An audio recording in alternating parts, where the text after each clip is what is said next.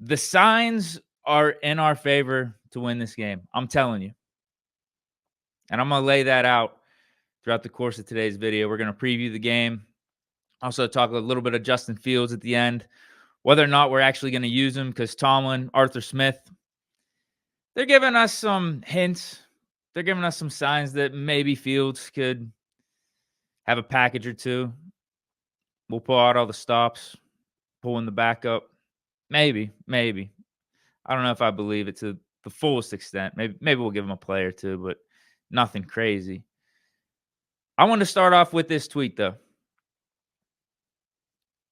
Made me laugh out loud a little bit when I saw it today. From Mark Caboli. It's a great point. Stay with me for a second here. But what if the Steelers go into Baltimore and beat the Ravens? Fire Tomlin. The narrative goes from fire Tomlin to Tomlin's best coaching job. Russ is washed to give him $30 million a year. Lost season to a successful season. Blow it up to need to add another piece in the offseason. We're not too far away. If they lose, then of course the former is in play rather than the latter. But what if? Yeah, a lot hinges on this game. It really does. For all the fire Tomlin talk or the, should we move off of Tomlin talk that is taking place this week. And you could blame me. You can blame the media. You could blame a lot of people because, that's been the hot topic of discussion this week. And I think rightfully so. I do. It's rightfully so, but also not rightfully so because we do have this playoff game here. And a lot can change if we win this game. Exemplified in this tweet by Mark Caboli. Because I think he's right. I really do. To an extent. There's always going to be a pocket of people that want the big change, right? That want Tomlin gone, that want to move off of Russ, that are going to say, no matter what we do, if it's not a Super Bowl, they're going to say it's a lost season. So you can't please everyone, but I do think some of the fire Tomlin talk will go down a little bit, just a little bit. Maybe it depends on what we do in the divisional game after we win this, if we win this. So there's always going to be some of that, but I do think it'll be pulled down just a bit if we win this game. I think there's serious consideration about bringing back Russ for, a $20, $30 million deal if he plays good in this game too. Right now, I think it would be stupid for the Steelers to bring back Russ for $30 million with how we finished the season, 0-4, how he played. No, but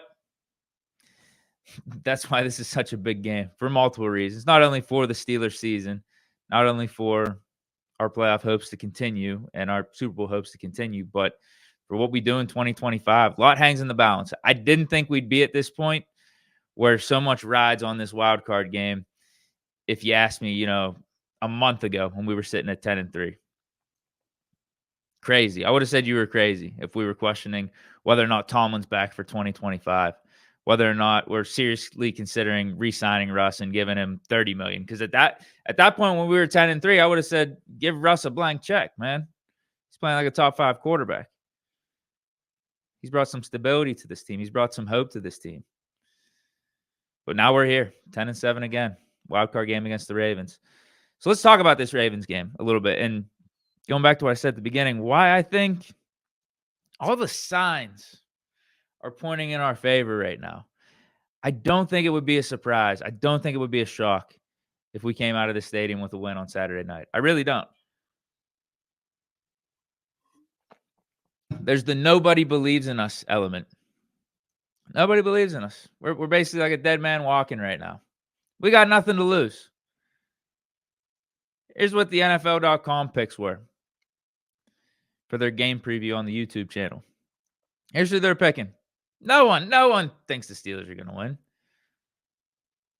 But we all know that's a point in the direction, or that's like a little bit more motivation for the team that nobody believes in. It's just like, bro, okay, no one believes in us anyway. We can play loose. Ravens, they're the ones that have expectations. Lamar, he's the one that has expectations. Add to the fact, we got some extra bulletin board material here. Like, not only that, everyone's picking against us. No one actually thinks we're going to win this game. The spread is what? 10 points right now. I think it started at 9.5. Now it's 10, maybe even 10.5. That's disrespectful to a playoff team, to a division rival, a team that we're going to be playing. This game's going to be played for the third time. So whenever you play a game for the third time, whenever you have division rivals meeting up in the playoffs, typically those are going to be close matchups just because you're so familiar with the opponent. 10 points, but add the extra bulletin board material where you were seeing some Ravens players or hearing some Ravens players in their locker room whenever they were trying on Lamar's cologne, saying that it smelled soft like George Pickens. Now, I think some Ravens people debunked that because you heard them call out Pickens in the background, and they're trying to spin it like they weren't calling out George Pickens in relation to him being soft. They were talking about something else. Either way, I think the damage has been done. All the headlines are out there where you see Ravens players are calling George Pickens soft. So now it's like, okay, how do you respond, GP? Is it going to be more of what we saw in that Bengals game, or is it going to be more of what we've seen from you throughout the course of most of this season? Because like, if he didn't get hurt, we'd be talking about him making the Pro Bowl. He has had a pretty damn good season. These weird drops that have popped up with him, though, I'm really not a fan of. It just hasn't been this Bengals game either. Goes back to the beginning of the season when he was dropping some passes when Fields was the starter. But either way, added bulletin board material, added motivation, added chip on the shoulder here towards the Steelers. So another point, another sign in our favor here. Big time underdogs. I already mentioned the 10-point spread, but Tomlin's last 13 games is a road underdog. He's won 8 straight up. So again, why is everyone counting the Steelers out like that? If he's 8-5 in the last 13 games as a road underdog, that doesn't make me think that the Steelers are going to be completely out of it, or it's going to be this great blowout in the Ravens' favor. No, and we know Tomlin as an underdog, whether it's road, whether it's home, whenever it's the national media, whenever it's everyone counting him out and saying the season's over, Steelers have lost their way, all that type of stuff. Typically, Tomlin-led teams, they bounce back and respond. Don't forget, too, I already mentioned this, all the pressure is on Lamar. All the pressure's on Lamar. All the pressure's on the Ravens. But Lamar in particular, we know his playoff resume. 2-4 in the playoffs. Only 6 passing touchdowns, 6 picks, 57% completion rating, a 75.7 QB rating, 6 fumbles, 3 fumbles lost. He's got a handful of rushing touchdowns in there too, but that is not the MVP version of Lamar that we see regular season in and regular season out. And that's why people are saying, like, all right, Lamar, the regular season's cool, man, but what are you going to do in the playoffs? They did the same thing with Peyton Manning. Peyton Manning's first, 6, 7, 8 years of his career. He's winning MVPs, throwing for 48 touchdown passes, which was a lot back in the day in the early 2000s. He was putting up crazy numbers. He was like the number 1 fantasy quarterback. But he would consistently lose in the playoffs to Brady and those Patriots teams. Would consistently underperform. It would be a statistical drop-off like you're seeing with Lamar. Eventually, he did win that Super Bowl in 06, but like, that's where we're at with Lamar Jackson. We don't even care about really what he's doing in the regular season. He's being judged on what he does in this game coming up. And if you look at his history against the Steelers, it's similar to his playoff history. 2-4 record, same exact record. 8 touchdowns, 9 picks. Just like the 6 touchdowns to 6 picks, it's basically a 1-to-1 ratio, a 58% completion rating, 73.1 QB rating against the Steelers, 8 fumbles, 3 of them lost. And like in the playoffs, he's got a couple, I think 2 or 3 rushing touchdowns thrown in there too. Come on, bro. Like, you tell me that the Ravens are going to come in here with the utmost confidence that they're going to blow out this Steelers team. I don't know, bro. Why? Steelers went 1-1 against them this season too. Come on. The Steelers are 8-2 against the Ravens over the last 10 games. Like, let's not forget that. We were just talking about before, what was it? That last road game we played against the Ravens 2-3 weeks ago. We were just talking about how we're 8-1 against them over the last 9 games. Lamar's only 1-4 against us. The stats were actually worse than what I just went over right there, because his last game was his best game against the Steelers. So it was like what, 6 touchdowns? He had like 5 touchdowns and like 9 picks at that point. So we're not too far removed from that. We were just talking about this like 2-3 weeks ago. Why are we throwing Lamar's playoff stats or Lamar's career against the Steelers or the Ravens' recent history against the Steelers just out the window? Because the Steelers have gone 0-4. We finished the season on a bad note. Why are we just throwing that out the window in this particular game, though? Why are we throwing out all the context in the history between these two teams as of late, in the history of Lamar being in the playoffs or the Steelers going up against Lamar? I don't think it makes sense to do that. I really don't. Add to the fact we got Zay Flowers out in this one, the Ravens' #1 receiver. Got over 1,000 yards this year, made the Pro Bowl. Lamar's favorite weapon at this point. I mean, you could argue between him and Mark Andrews, but I think Zay Flowers has taken the torch. You don't think that's going to help out the Steelers' defense in a big way? Now the Ravens' #1 receiver is Rashad Bateman, who's good, who's solid, but I mean, that's almost like us missing George Pickens, and you see how that impacted our offense for those 3 games late in the season. Zay Flowers is the Ravens' #1 receiver. Outside of him, it's Bateman. Then after Bateman, it's like, is it Nelson Aguilar? They tried trading for Deontay Johnson, but then they cut him because they couldn't see eye to eye on playing time and snap usage. So like, I don't even know who's after Nelson Aguilar. You know what? I do actually. It just popped in my mind. Tyler Wallace. That's going to be their receiving core. Mark Andrews, Isaiah Likely at tight end. Derrick Henry, we know he's not this big-time threat out the backfield catching passes, but his usage on the ground, his elite, was awesome this year. I'll give him credit, but let's not forget, man, we're 1-1 against them this year. And we've been doing a really good job against this Ravens team in recent history over the last like 2 or 3 years. And it's not like we look bad against them the last time we played. I know we lost. It was, 31-17. But I thought the offense moved the ball pretty decent. I think the offensive performance in these last 4 games of us going 0-4 was at its lowest against the Chiefs and against the Bengals. I actually didn't think it was terrible against the Eagles and against the Ravens. I think our defense was terrible against the Eagles and against the Ravens, and we couldn't really possess the ball to the clip that we wanted on offense, but we still moved the ball, and we actually low-key ran the ball pretty decent against this Ravens run defense, even though they're one of the tops in the league, if not the top in the league. We moved the ball. We did. The problem was Russ had really untimely turnovers. The fumble right at the goal line, right as we were about to go up 14-7 in the first half, and then the pick 6 when we were down 7 in the second half.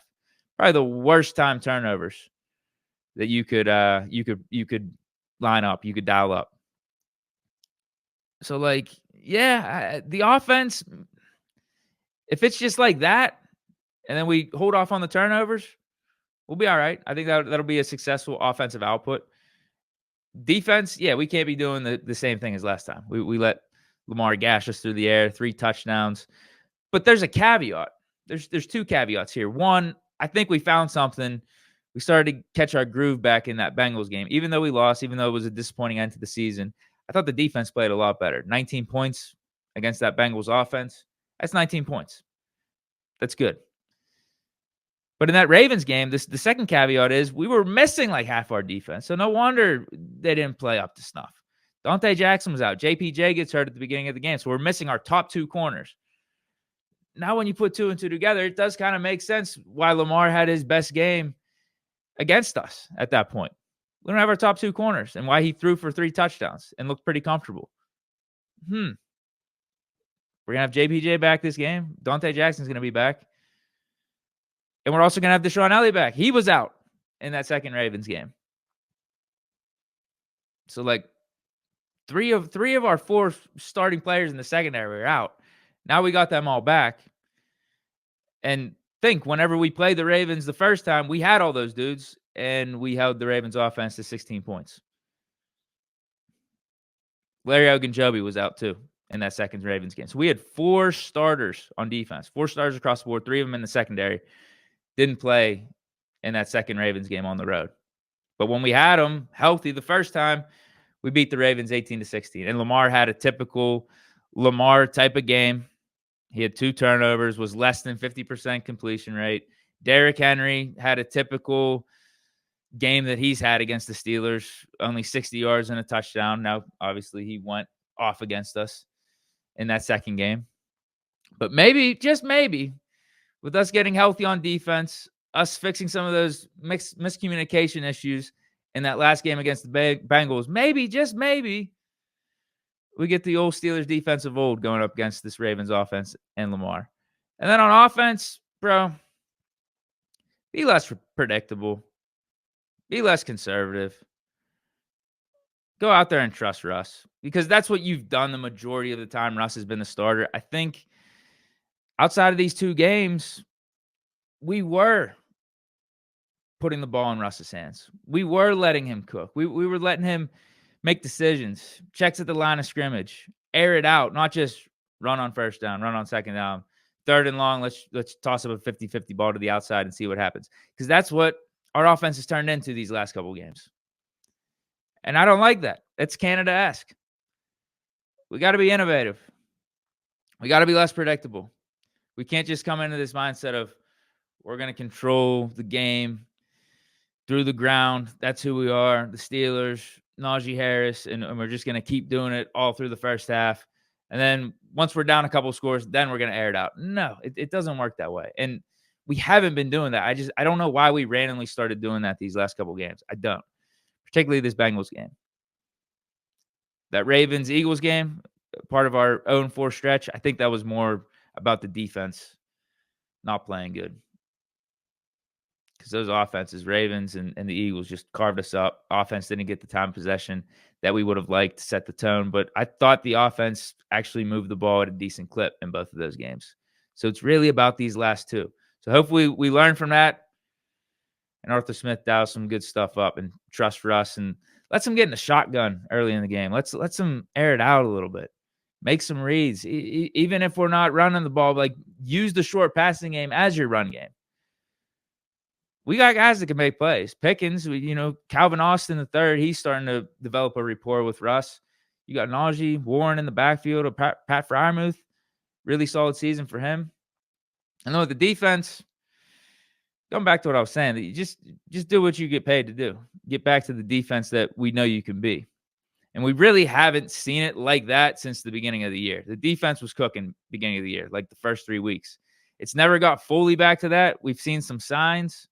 Like one of those signs was in this Bengals game. I thought the defense stepped up by only allowing 19 points to Joe Burrow in that Bengals offense. Now, I don't know if they're going to be able to replicate that. That is a question. But we'll see, man.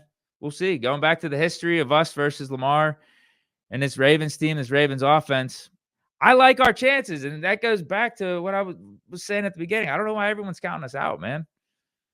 Like, I get it. We haven't played that good recently, but we've still done good against Lamar. We've still done good against this Ravens team. And add to the fact we got bulletin board material on our side. We got extra motivation, extra chip on our shoulder, and we got nothing to lose. Everyone's counting us out. They think the season's over. And this is Mike Tomlin we're talking about, leading a team that everyone thinks is out of it. I mean, that's a really good formula. Really good formula for a Steelers dub. Signs are pointing in our favor. We also need the special teams to do their thing. We need A1 special teams across the board. No fumbles on punt returns, kick returns, anything like that. And Boz, let's just be blunt about this. You got to make everything. Because it looks like Justin Tucker is back. So we're going to need every point we can get on our side. Because these Steelers-Ravens games do traditionally come down to a field goal or it being a one-score game. So the special teams are easily going to be a factor. It's going to come down to something with special teams, one way or another. I got us winning, man. I got us winning. Actually, I got us winning by more than a field goal. I got us winning 27-20. I think the offense does show up, and I think the defense gets a turnover too. They do their thing for the majority of the game, but something stupid's going to happen at the end, and Ravens are going to score. Like I actually think we're going to be up like 2 scores third quarter, early fourth quarter. But again, defense is going to do something stupid as they usually do. Lets the Ravens get it to one score, and then offense is going to have to deliver at the end. Some sort of drive, or if we got a punt on offense, defense is going to have to make that final stop at the end of the game. That's how I see it playing out, like 27-20. Play loose. Play loose. No one believes in us. This team's a dead man walking. No one thinks we're winning. Play loose. Lock in. Leave it all out on the field. Steeler football. What do you guys think? Did I convince anyone? I feel like I made a really good case for the Steelers to win here. What are you guys thinking? Josh the Drummer's in the house. What's good, bro? Uno Creations back at it. What's popping? D Scott 114. Uno Creations got it 24-17. So same point margin of victory, with just 3 less points for each team. And he's got the under being 43 total points. Yeah, 24 plus 17, if my math is correct. That's 41 points. Took me a little bit there to add that up to get it right. He also says, oh, wait, your initial prediction was 27-17. Then you changed it to 24-17 to keep it in line with the under 43 total points. I get you. Had to switch it up there. Josh the Drummer. This is a fair point. He says it's more about can we trust the O-line rather than trusting Russ. That's fair because some of these times we do call for a pass play and Russ drops back to pass. Doesn't have as much time as we would like. But that also comes down to, like, if you're trusting Russ more often as opposed to just having it be one play, that enables him to get into rhythm. So maybe he's at the line of scrimmage. He's able to see things a little bit better. He's in the flow of it, and that enables him to get the ball out quick, almost like what we saw at the end of that Bengals game. We weren't worried about pass rush. He was reading the defense. He was just in the flow. We were doing the no huddle, hurry up. Couldn't be wasting the clock, and we ended up scoring a touchdown. The offense came a little bit alive at the end of that Bengals game. That's kind of what I'm talking about. It's almost just like let Russ do his thing, man. Let him make his checks at the line of scrimmage. If he wants to get out of a run play or go into a run play, let him do it. Yeah, how about this? Uno Creation says we waive Scotty Miller. Does that mean we activate someone? Yeah, I don't know what happened with that. Hold on. Yeah, it was made official by the Steelers Twitter account. We released Scotty Miller from the active roster. It's kind of random. I would guess it's for an offensive lineman because of Mason McCormick's hand injury. That gives some opportunity. Would it be Calvin Anderson? Because we just talked about this yesterday. Like, we pulled him off the PUP or the IR, and he's practicing. So hold on, here's the practice report too. I see that Roman Wilson is listed as out because the simple solution or the simple answer to us cutting Scotty Miller is, we're just going to bring up Roman Wilson because they're both receivers. They play the same position. But Roman Wilson's out. I got to assume with Mason McCormick being listed as questionable that it's maybe for Calvin Anderson, because you look at that little asterisk. It says in designated 21-day window to return from reserve injured list. He was a full participant in practice, if I'm reading this right. I think. Full participant in practice 3 days in a row. Calvin Anderson I'm talking about. So, like, if he's designated to return, he's available to return. That's probably more of an asset to us than Scotty Miller, given Mason McCormick's hand injury. They're probably going to try to give Mason McCormick a chance. Oh, that's tough, man. I thought for a fact, just as I was talking yesterday, that he was for sure going to play.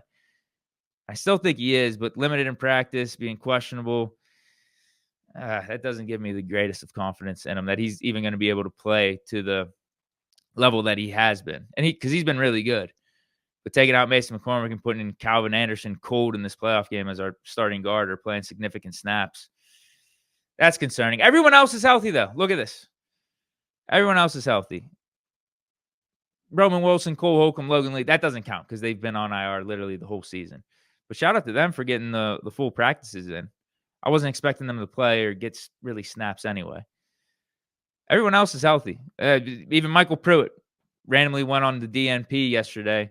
Now back to full practice. Our third tight end. We know he gets snaps in the Arthur Smith system. we're looking good, man.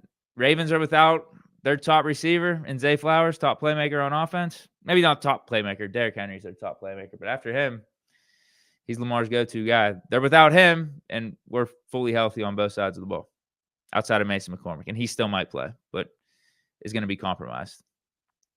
I would take that trade-off. I don't know about you guys. I would definitely take that trade-off.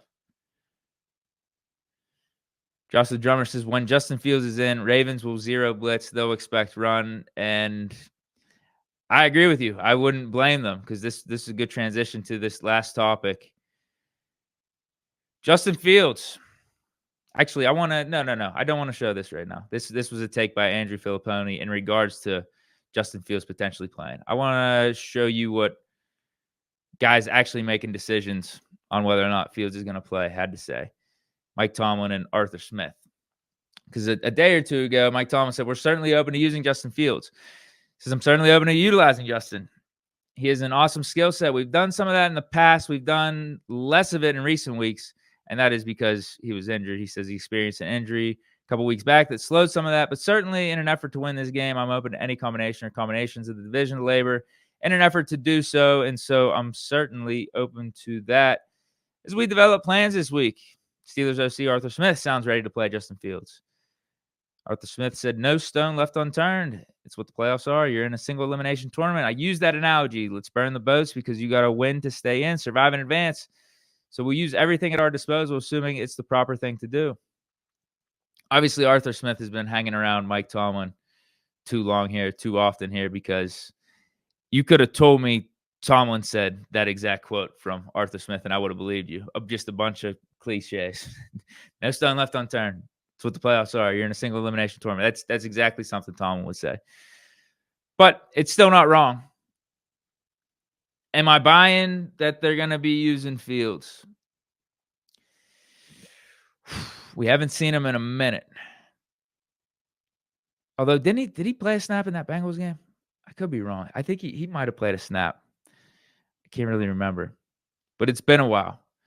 Last time we saw him was what am I missing here? I'm trying to think. I'm actually trying to go back. I have it written down here, but it's the Ravens, Browns, and the first Bengals game, the first Ravens game, the first Browns game in the snow, and that first Bengals game. And then I think there was a little hiatus after that. And then we did he come in for? I think he came in a snap randomly in one of these last 3 or 4 games, but wasn't really utilized like that. The games feels like really appeared in and had the impact. It was the first Ravens game, the Browns game, and the Bengals game. So here's what Filipponi had to say about it. And I mean, he brings up a fair point. Justin Fields has been on the field for 13 total plays in the font's a little bit small for me. I think that's 8 games since he was benched for Russell Wilson. That's an average of 1.6 plays per game. Does anyone really think the Steelers are going to unleash him against the Ravens? I don't. I'm kind of with Filipponi on that. I kind of am.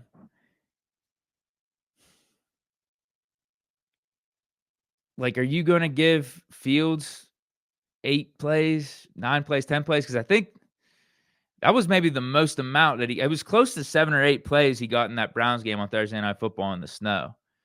The other one, the Ravens game, that was like 2 or 3 snaps at the end of it. And then the Bengals game, I think it was for 1 snap at the end of it to close it out. He did that read option and cooked the dude in the secondary, got to the outside, got the first down for us.